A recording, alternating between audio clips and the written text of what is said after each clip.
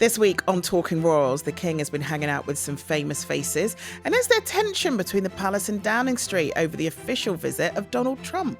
Oi, you, stop calling Canada the 51st state. I'm the King of Canada. It's not going to go down very well at all. And actually, to be honest, that initial invitation hasn't gone down very well in Canada. A design is picked for the Queen Elizabeth Memorial, but was it the one that we liked the best? Somewhere between 23 and 46 million pounds. So who's paying for it then? Taxpayer. You are.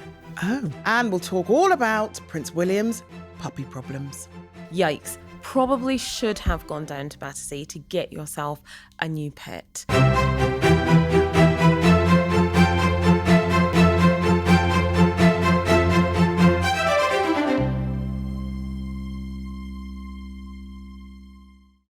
Hello, welcome to the show. I'm Charlene White, and as ever, I'm joined by Chris, our royal editor, but Lizzie's on a hollybob. So we have got journalist and broadcaster Afua Acheampong-Hagan here. Hi, thanks Welcome. for having me, guys. Welcome. Nice to see you. Nice to see you. So you two have kind of worked a bit together before. Well, we've done podcasts before. There are other podcasts out there, royal podcasts. I don't We're know. the only one that I don't know matters. that anyone listens to them, but yeah. And we've known each other for years. Years. So it's like, a little family affair in the studio Oh, I today. love it for us, guys. Right, Chris, what have you been up to this week? I do know where you haven't been. Oh, where haven't I been? You haven't been hanging out with the Clooneys at the palace. Well, the King has. I haven't, yes. So I was really disappointed you weren't there. Well, Me too. me and George, I actually wanted to speak to him about his tequila because apparently someone told me the other day he's made more money from selling his tequila, we won't say the brand here, than he did in all of his time acting. Well, Wow. it's like Brad and Angelina, and they're not going to say the brand, very successful rosé brand. Well, and then that's a perfect segue into Meghan's rosé that she's Yes. going to launch on the 1st of July. Cannot wait. And, perhaps that's going to make her more money than all the Netflix shows she's done. So Probably. Is yeah. that it's like we planned this, isn't it? how she makes her millions? It's amazing. Can you pre-order? Well, we can Well- because we're in the UK. That has reminded me, it was my birthday at the weekend. Mm-hmm. You promised me that you would order me something Yes. from As Ever and figure out a way to get it to me. Did Yes. you do that? Yeah, it's a process that's ongoing. Yes. That's no. That'll That's be a a- hard no. I've got contacts in good places, and you will get a present at some point. Before my next birthday or... Possibly. Okay. But your birthday was after Prince William's, wasn't it? It was. So, Do we know right. what he did, or did he keep it low-key? Well, he released a picture of him with some of the puppies that his dog Orla has recently given birth to, which in itself got criticised by some animal rights organisation. We'll get to that. Yes, Yeah. But they look very cute, I have to Yeah, say. they did look cute. Now, Puppies Chris, I have always to do. ask you, Yeah. did you order Prince William some As Ever products? Well, Or no? you know what? If you were to go into Kensington Palace Like some carrying a jam? bottle of Meghan's rosé, Why not? do you think they would drink it, or do you think they would throw it out the window? Let's see what happens Yeah, when we I do feel that. like the next thing Chris needs to say is challenge accepted. Yes. And then we can see what happens. We don't do challenges on this show. But because the King's Foundation seems to have been doing a lot of things this week, actually, talking about the palace and the King. 'Cause- Well, yes, because they had the awards at the palace, and that's where he met the Clooneys. Right. Both George and Amal Clooney were there, but also he met Kate Winslet, who they've just announced is becoming a new ambassador for the King's Trust. So this is the old Prince's Trust, of course. They've already got Beckham on the books. He's obviously got his knighthood as well now. But again, it just shows you the pulling power of what was the Prince's Trust and now the King's Trust. How many people just want to be a part of it and want to help. And it feels like, especially in, American stars, because they do a big event in New York, don't they? Mm-hmm. You've got a lot of quite heavy American Hollywood stars also kind of wanting to get involved in the King's Trust. It feels like it's a really prestige thing to be connected to in the States. Yeah, absolutely. And it feels like it's really coming into its own, for want of a better phrase, and doing what it says on the tin. I was at a round table recently at the Concordia Summit, and we had the CEO of the King's Trust was there, and it was talking about mental health, especially for young people from, the Black community. And the King's Trust were talking about the different plans they have in place. And it's all about making sure that young people themselves have the tools that they need to be able to develop the things that work for them to help them with their mental health. And, they were very, very involved with that. And I think having that celebrity attachment, as well as really working with the grassroots, can really bring the King's Trust into into its own. And also, I think what's been announced since our last podcast, there's a lot to catch up on this week, isn't So it? much to catch up on. That Netflix are making a programme about the King's Trust with Idris Elba, who is one of the most famous beneficiaries of the King's Trust, because, again, someone who came from not a very wealthy part of London who was helped by the King's Trust. Yeah. And I think, I obviously knew about it before. The embargo was because lifted because I know people that are involved in the project. And actually, the way that the prince can so easily pivot into different spaces is incredible. Yeah. Because it's not. He's done lots of documentaries with ITV before, but taking that leap into doing one, with a Hollywood star, someone who was hugely respected in so many different spaces. And putting it on Netflix for a global audience. Which is the platform that other members or previous members of the royal family What have ones would they be been on. again? Well, there was one about... Doesn't forget. Actually, one more thing. I have been hanging out with some stars today because the star of the ITV documentary, Mr. Bates and the Post Office... documentary, drama. Drama-mentary? Drama. No. Anyway, I was hanging out this morning with Jo Hamilton, who's one of the sub-postmistresses, who was famously played by Monica Dolan so well on that programme. And just what struck me from talking to her this morning is, all that stuff you see in the drama about the anguish and the grief. It's not fiction. It's real. She told me this morning, 22 years she's been fighting. That's incredible. And she got her OBE from Princess Anne, and I met her at Buckingham Palace this morning. Yeah, she's amazing. Yeah. She's absolutely amazing. Right, let's look at what other stuff has been happening. Yep. Because President Trump has been invited for that second state visit.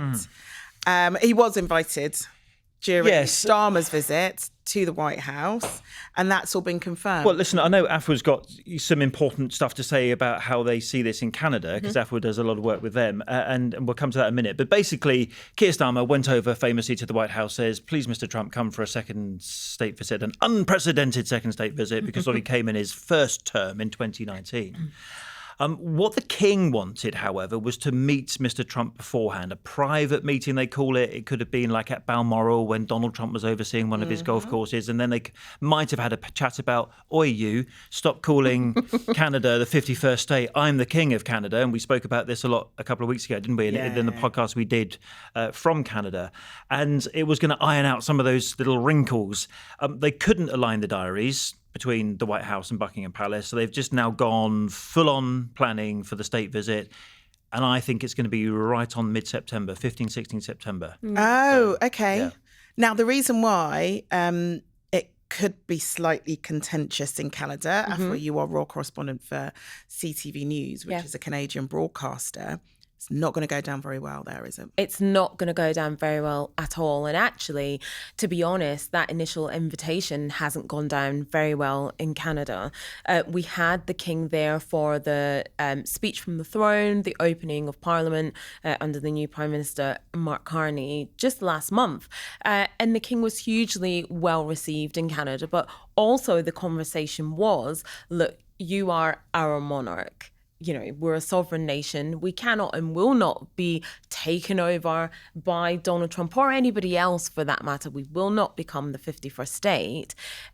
But Canada needs that support from the King. And Mark Carney, said himself that he wasn't particularly pleased about that invitation being extended at this time where it's so contentious, right? And so the King is, I've said this so many times on so many different programs recently, but he is walking this really tight diplomatic tightrope where he is having to, not poke that sleeping dragon in the eye, Donald Trump, keep these people happy. He is the head of state of Canada, head of state of the UK, trying to keep all sides happy. But I do think the fact that you cannot align the Balmoral diaries and the Aberdeenshire golf course diary, come on. So for anyone that doesn't really know the geography of Scotland, I mean, are we talking like 10 hours apart? Not at all. Well, not when you've got Marine Force One. No, and not even by car. Like Balmoral's in Aberdeenshire, right? And so they would there not. are golf courses. And, in Aberdeenshire, they were not going to be more than an hour apart. And you're absolutely right. When you've got Marine 29 or whatever it's called, you could be minutes apart.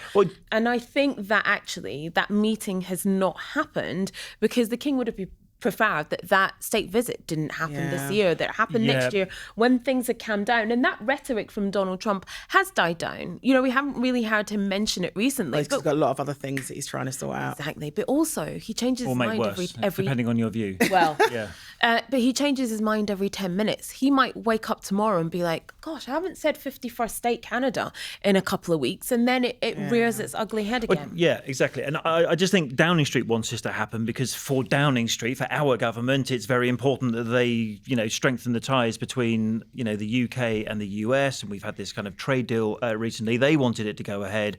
I think there were quite a few people that would much rather it was pushed a bit further back because obviously the way in which Donald Trump is such a polarizing and controversial character. But you know what you say about Canada? I distinctly remember standing outside the Senate building when the King was making his speech there and Canadians said, oh my God, it's amazing he's here. We love it. Here for our support. You suddenly changed the conversation to what about the state visit to the UK? And they were saying, I think he should be disinvited. So this is not going to go down very well in one of the King's realms, the one that Buckingham Palace refers to as the most senior realm. Exactly. So, come September, it'll be interesting on both sides of the pond, exactly how that's received. And, you remember Trump's reaction to when he came last time round. He loved the pomp and ceremony. Yes. I think he wants to have a lot more of that pomp and ceremony for himself in the States. Yes, and he called it recently, didn't he, a fest. I'm coming to the UK for this big fest. It's going to be the biggest fest ever. Now, I remember his helicopter landing in the garden of Buckingham Palace in 2019 because he couldn't clippity-clop down the Mall in horses because it was too much of a security risk. You remember the protests, the crowds? Yeah. Well, actually... the inflatable Donald Trump. The blimp, ain't going to happen at Buckingham Palace this time because of all the building work. So all happening like the state visit with Macron in a couple of weeks' time at Windsor. So it's like the Metropolitan Police have said, here you go, Thames Valley Police, this is your problem. You take this expensive problem, off you go. Yeah. So, there's a few differences, of course. Yeah. After a few weeks ago when they announced those sketches that are in the running for the Queen Elizabeth Memorial. They did, yeah. When that was released, before we have a chat about the one that won, which one was your favourite? So I quite liked the one with the lily pads. So did we. Yes, Yeah. that was mine and your first choice, the Heatherwick one. Yeah. Loved it. I thought it was really beautiful. Really sorry it didn't win. No, it did not win. What did win is a refurbished bridge. I feel like we've been cheated, guys. A refurbished bridge. But they all had a refurbished bridge. Yes, I know. They all but included a new bridge. But this one is just kind of just a refurbished bridge. At one end, I think Lord Norman Foster, who designed it, would say it was based around her tiara in 1947, but it's a refurbished bridge. And you're going to have statues of the Queen, on horseback. Yeah, there's the bridge. A statue this is meant of the Queen and Philip.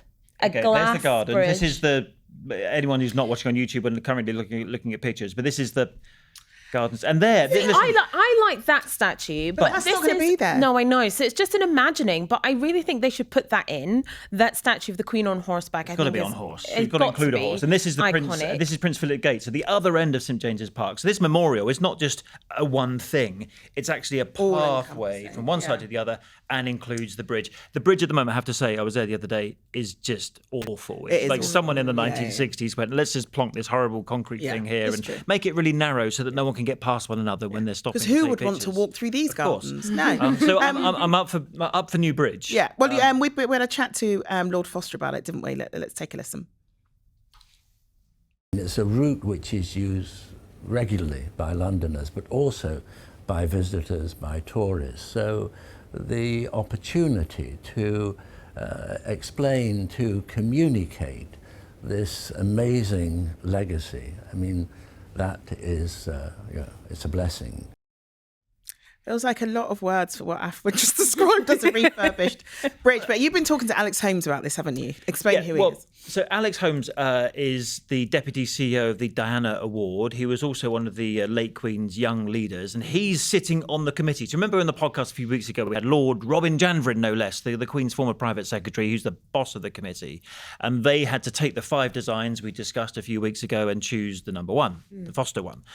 So Alex sits on that committee and made that decision. And look, they can't just talk about, like, we say, oh, I like the look of that one, it's quite nice. They've got to think about, well, what's it going to look like in 10 years' time? And what's the cleaning programme going to be? So why did we not get our lily pad? Yeah. Well, you've got to think about how much cleaning is involved in that sort of intricate design. In other words, pigeons. Right. What do pigeons do when they leave a calling card? Yes. Right. So that would be grim, actually. We'd almost need to get like a toothbrush to do all Ooh, those detail I don't think we need, but yes. Yeah, So you know, I'm not saying that was the reason, but they have to take in all these things into account. I mean, what's the maintenance bill going to be like in the future, and all the rest of it? So the other slight controversy about this, you might even call it a very expensive controversy, is the cost. So the Cabinet Office have not updated us on cost from now they've chosen Norman Foster's design. Somewhere between 23 and 46 million pounds. So who's paying for it then? Taxpayer. You are. Oh. So not coming out of royal coffers, it's coming out of government coffers. And at a time when there's a lot of debate about not very much money in the public purse, that I think will probably be something that we'll keep coming back to. Okay. Republic, the pressure group that wants us to abolish the monarchy, says, oi, if the royal family want a statue or a memorial for their mum, they can pay for it. Well, they did a survey, didn't they? And when they surveyed people, they said 14% of those who responded said they would be happy to pay for this memorial. 14%. 14%. And that's not a lot. And seeing how popular Queen Elizabeth II is, that shows the strength of feeling that spending possibly up to £46 million on a memorial. There should be a memorial. Like, I'm not saying there shouldn't be there should be one. I think everyone agrees. We should think about who is paying for that, especially at this time where, like you so rightly said, we're being told there's no money in the government purse. We're cutting benefits for people who are so disabled. they know it's controversial. And actually, I asked Alex, who was on the committee, and they must have discussed money. And again, we don't know the final cost of this project, but they're aware. They're aware that this could be controversial. Let's take a listen. We absolutely understand, like, this is, you know, a cost, and we are really trying to think about how do we make sure that this provides something for the nation to remember her, and brings together communities and countries in the same way that she did, and I think that will give it real value for money. Okay, I'm going to throw out a question. How much do you think the Diana Memorial fountain cost? Bearing in mind less than that this is, but bearing in mind that this is up to £46 million in 2025, and the Diana Memorial, I will use this as our archive section, actually. Yes. 2001, but it was opened in 2005. Yes. So we're talking about 20 years ago. 4? I'm going to say 4.75. Oh my gosh! It was You Googled it. It was 5.2 million. Oh, okay. So that's a lot. That's a lot less, even if you take the lower end of the. Yeah. Yeah. Okay. And you know, everyone knew at that point we had to have a Diana Memorial, and the plans were approved by the government in the same way this has been approved and all that sort of thing. But that was 5.2, and I think if people start looking at comparisons, But should we say that this was our longest-serving monarch? Absolutely. 70 years. Perhaps we should spend the most on this monarch, more than we ever spent on Queen Victoria. And yes, example. we should probably spend the most, but the most doesn't have to be £46 million. Yes. And remember, there was initially a plan for a garden for Princess Diana. Yes, there was. That was supposed to be £10 million, and they scrapped that and ended up with the five. So there is a garden with the Queen Elizabeth Memorial. Yeah. So that's a perfect segue into the archive section. Exactly. So this week's archive, we're going to have a look at when that memorial was announced. The Serpentine Lake in Hyde Park, a place Princess Diana's closest friend says she often visited privately. Rosa Monckton joined Culture Secretary Tessa Jowell as the government announced plans to build a £3 million fountain in the park to honour the Princess of Wales. You could never capture Diana's spirit in stone. She was much too elusive and vital for that. And that's why I think that a fountain is the perfect. Water was her favourite element, and it's the perfect way to remember her. See, so lovely. I remember Yeah. back then. Have you been to see their memorial? Yeah, I I've been have. to the memorial a few times. It's lovely, isn't it? Yeah. I haven't actually. Come to think, I'm just trying to think. Have I been there? I've been to I was Hyde wondering why you were Park. frozen. No, I'm just trying to think if I've been to Hyde Park. Obviously, cycled through it many times. Have you not been to the I'm going to memorial? go. I'm going to go. You need to go. I'm not sure if you should be shouting that so loudly as our royal editor, to be perfectly concerned. Well, I wasn't the royal editor in 2000. Yes, but you are now. I was just about to say that. You are now. Right, I'm going to go back to something you mentioned at the top. I'm going to call this William's puppy problem. Oh yes, William's puppy problem. Who wants to kick off about William's puppy problem? Well, actually, it's not really just William's puppy problem. I think when well, listen. Let's we can look at the birthday picture. Okay, let's look at the birthday picture. So it was William's birthday, 43rd birthday on Saturday, day before yours. Yeah. You weren't you telling us a really interesting fact last week that makes him a Leo or a No, he's a Gemini. or something? It's summer You're on the solstice. cusp He's and on he summer isn't. solstice. He's a Right. Gemini. I'm the next day, so I'm on the cusp of Gemini and Cancer. I would love to be born, just want to say, on the longest day of the year. Wouldn't that just be the best day, rather than have your That'd be birthday amazing. in like Yeah. the middle of winter or something? Yeah, summer babies are the absolutely. best. That's true. Anyway, so a picture was released by Kensington Palace showing him with 3 of the 4 puppies that their dog Orla had given birth to. And now there is an organisation called PETA, P-E-T-A, which essentially said they shouldn't be pushing out more puppies when they could go and rescue some from a home, which is, and I think they said in the press release, which is what Queen Camilla did when she went to Battersea and got another rescue dog from there. Yeah, and that's not something we can argue with Afua, is it? Because Mowgli. the, Mowgli is the dog? Yes. Yeah. the King and Queen were very open about the fact they go to Battersea Cats and Dogs Home. Yes. Yeah. And she's royal patron. Yeah, and they choose rescued dogs as opposed to breeding. And the comparison, when you look at those two stories there, you know, you sort of think, oh, actually, it's a bit of an own goal there, William. It is a bit of an own goal, yeah. And especially as, you know, Camilla is the patron of Battersea Cats and Dogs Home, and especially as, you know, pretty much all the dogs that Charles and Camilla have, they have rescued. You think to yourself, yikes, probably should have gone down to Battersea to get yourself a new pet. It is a bit of an own goal. Doesn't make them look My great. dog's from Battersea. Can I just say that? Oh, So- well done. Yeah. Gold star. Gold Yeah. star for me. What's Yeah. your dog's name? Stella. Um, And I'm sure that the Queen, if she knew about Stella, would approve that I got her from Battersea. Yeah, can absolutely. you bring us in a picture of Stella to show next week, please? I can, yeah. Because you haven't told us before. How old's Stella? Stella's, well, we think 3. She was dumped outside a vet's in a box with two brothers and sisters of hers. She's a spaniel and a few Labradors as well. And when she was rescued, she was full of worms. They didn't know whether or not she would survive. So, but she's, See, and William could have had that. A really Yeah. lovely story to tell. Exactly. About, you know, giving a dog a home who otherwise didn't Wouldn't have had one. one. Yeah. Oh. she's quite famous. She appeared in an episode of the late Paul O'Grady's For the Love of Dogs, because they've Is that where you found her? filmed her Did you rescue. find her through watching that show? I found her after going to a Battersea reception, and she was there, and I went, I'm going to go. Oh, you see? Actually, me and Lizzie both said, and Lizzie's not here, she remembers it very well. She literally texted me and said, oh, there's a really, really cute dog here. I think you're going to, I think we should take So Lizzie her home. found her for you. So we were both at that event, and yes, we now have dog at home. That's so really cute. lovely. Oh, that's just warmed my heart at the end. See? that's nice to Prince see. William could have had a warmed heart. Yeah. But going back to Prince William's dogs, not mine.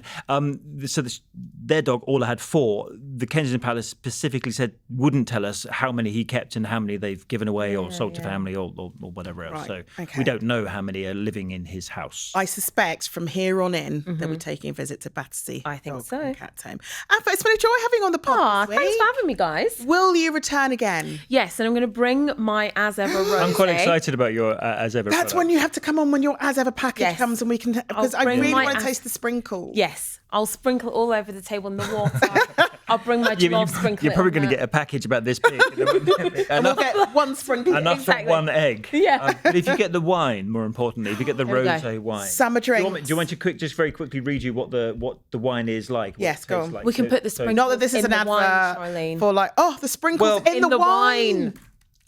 Sprinkles in wine, really? Yes. Really? Anyway, yeah, so I'll go for according it. to Meghan's office, the wine, the As Ever Rosé, has soft notes of stone fruit, gentle minerality, I don't know what that means actually, and a lasting finish. I'm there. And this is maybe a phrase I wouldn't necessarily use myself. It has Meghan's signature design aesthetic. It brings it to life. Meghan's How can a signature. wine have a design? I'm sure that will be like in the labelling, the It packaging. brings will probably be it hard brings to Meghan's signature and- design aesthetic to life. I mean, I can't even say those words. Well, also there's that weird word that's not actually a word. What was it? Minerality. Minerality. A gentle minerality. She's got to work on who writes her press releases. Goodness me. Right then. See you next week. So I'll be here next week. Well, next time you're here, you will be bringing As Ever products. I will. Can't wait. Because That's a commitment. As we've ascertained, Chris has forgotten to order mine. Happy Right. birthday for last Sunday. Happy birthday. Whatever. Right, that's it for the Talking Royals this week. We're back as ever, as ever, next week. And Lizzie will be back, won't she? Yeah, Right. as we think so. Yeah, Yeah. The detail returns next week. Yeah, the detail returns next week, and she can stop spamming us with her holiday pictures. In the meantime, if you want to get in touch, then email talkingroyals@itv.com or leave a comment on our socials. And whether you're watching us on ITVX or on YouTube or listening wherever you get your podcast, do subscribe to the show so you never miss an episode. Afua, thank you very much. Chris, I now am in love with your doggy. And thank you to all of you for joining us, and we'll see you again next week.